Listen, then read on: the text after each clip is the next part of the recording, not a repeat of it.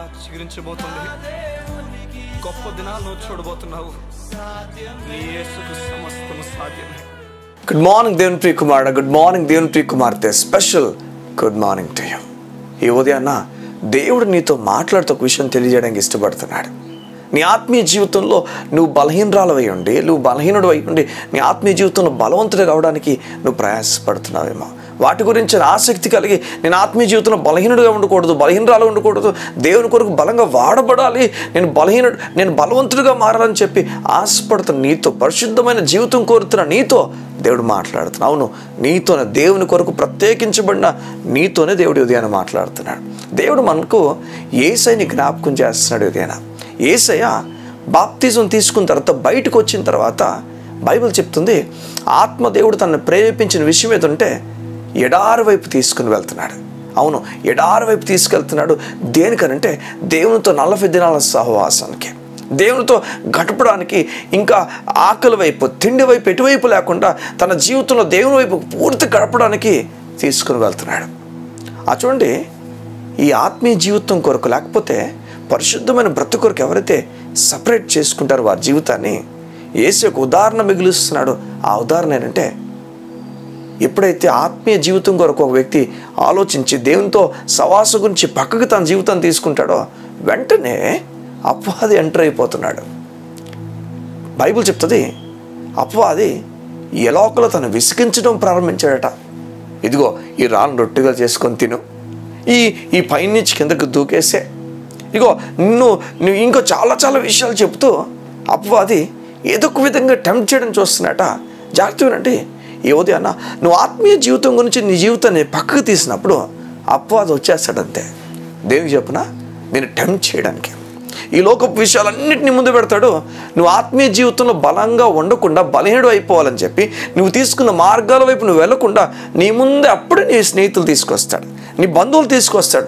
నువ్వు దేవుని సంఘానికి వెళ్ళాలని బయలుదేరి నీవు నీ ఇంట్లో ఉన్న బంధువులు ఎక్కువైపోవడం వల్ల, నీ కుటుంబం ఎక్కువైపోవడం వల్ల, లేకపోతే నీ స్నేహితులు ఎక్కువైపోవడం వల్ల వారి వల్ల నువ్వు ఆగిపోవడం అపవాది చేస్తాడు. ఏదో ఒక విధంగా అపవాది నీ జీవితాన్ని, ఆత్మీయ జీవితంలో ఎదగకుండా, పరిశుద్ధంగా బ్రతకకుండా వాడు చేసే పని అదంతా కూడా. కానీ యేసయ్య దేవుని మాట ద్వారా ఎదిరించడం ప్రారంభించాడు. ప్రతి దానికి కూడా దేవుని మాట చెప్తూనే వెళ్ళాడు. అవును, ఈ ఉదయాన్న దేవునితో మాట్లాడి చెప్తున్నాడు, అపవాదిని ఎదిరించడం ఎలా కూడా, అలా టెంప్ట్ చేస్తున్న అపవాదిని ఎలా ఎదిరించాలంటే మళ్ళా తిరిగి దేవుని మాటతోనే ఎదిరించాలి, మళ్ళా తిరిగి దేవుని మాటనే చెప్పాలి. లేదు, దేవుడిని యెహోవాను మాత్రమే సేవించాలి, మొరక్కాలి, మరి దేన్ని కూడా నేను మొరక్కను. నువ్వు ఆత్మీయ జీవితంలో దేవుని కోసం ప్రత్యేకించబడినప్పుడు ఇవన్నీ జరుగుతాయి. అవును కదా, ఇవన్నీ నువ్వు చూసావు కూడా, ఇవన్నీ నువ్వు గమనిస్తున్నావు కూడా. ఈ ఉదయాన దేవుడు నీతో మాట్లాడుతున్నాడు, చెప్తున్నాడు, ఆత్మీయ జీవితంలో బలంగా నువ్వు నిలబడాలని కోరితే దేవుని మాట పట్టుకో. అపవాది ఖచ్చితంగా నేను టెంప్ట్ చేయబోతున్నాడు, ఎన్నో విషయాల్ని ముందుకు తేబోతున్నాడు. ఈ విషయాలు ఎలా ఎదుర్కొంటావు అంటే మరలా దేవుని మాటతోనే. దేవుని మాటను చదువుకుని వెళ్ళు, ఆ మాట ప్రతి దినము పలకడం ఇష్టపడు. దేవుడు నిన్ను ఆశీర్వదించబోతున్నాడు, బలపరచబోతున్నాడు. ఆత్మీయ జీవితంలో బలవంతుడై అనేకుల్ని బలపరిచే వ్యక్తిగా దేవుడు నిన్ను చేయబోతున్నాడు. ఈ ఉదయాన్న కళ్ళు మూసుకుంటావా? ఈ ఉదయాన్న నేను దేవుడు ప్రత్యేకించి, బలపరిచి, అభిషేకించి ముందు తీసుకుని వెళ్ళాలని నేను నీ గురించి ప్రార్థన చేయబోతున్నాను. మా ప్రియ పరలోకపు తండ్రి, నీ బిడ్డలు ప్రత్యేకించబడి, పరిశుద్ధపరచబడి, అయా వారు నీతిమంతులుగా తీర్చబడినందుకు నీకు స్తోత్రాలు. నీ మాట సెలవిచ్చుచున్న విధంగా నీవు నీ ప్రజలను అభిషేకించావని, నీ ప్రజలను ప్రత్యేకించావని, అయ్యా ఇగో నీ బిడ్డలు నీ సేవ కొరకు సిద్ధపడుతుండగా, నీ పని కొరకు సిద్ధపడుతుండగా, వారి లోకం నుంచి ప్రత్యేకించుకున్నట్టుగా అపవాది ఎన్నో టెంప్టేషన్స్ వారి ముందు తీసుకొస్తుండగా ఏ విషయంలో కూడా లొంగిపోకుండా నీకు మాత్రమే సమయం ఇచ్చేవారుగా, నీకు మాత్రమే వారి జీవితాన్ని ఇచ్చేవారుగా నీ కృపతో నడిపించండి. ఎవరికి ఈ లోకంలో ఇచ్చేయకుండా, ఎవరికి వారి జీవితం నమ్మేయకుండా, అవి వారు బిజీ అయిపోకుండా నీతో గడుపునట్లుగా నీ కృపను వారు కలిగేసి నడిపించమని అడుగుతాం. యేసు నామమున ప్రార్థించుచున్నాము తండ్రి, ఆమేన్, ఆమేన్, ఆమేన్. ఈ ఉదయాన దేవుడు నీతో మాట్లాడి చెప్తున్నాడు, నీ జీవితం నాకు ఇచ్చావు.